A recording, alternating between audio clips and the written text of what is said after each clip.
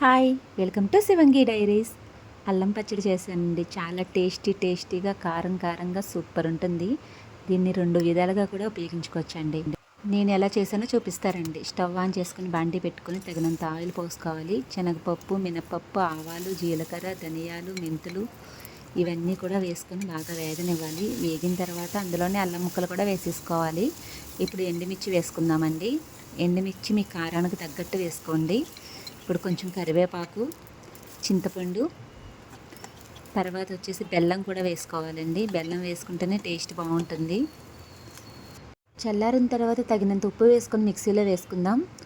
Water add చేయకుండా మనం మిక్సీలో వేసుకోవాలి.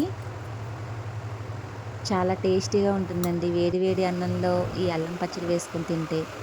ఇంకొకటి చెప్తానన్నాను కదా, ఇదే అల్లం పచ్చడిని మనం కొంచెం తీసుకొని అందులో వాటర్ యాడ్ చేసుకొని మిక్సీలో వేసుకోవాలి. ఇది ఇడ్లీల్లోకి కానీ, దోశల్లోకి కానీ, గారెల్లోకి కానీ సూపర్ ఉంటుందండి. తాలింపు పెట్టుకోవాలి.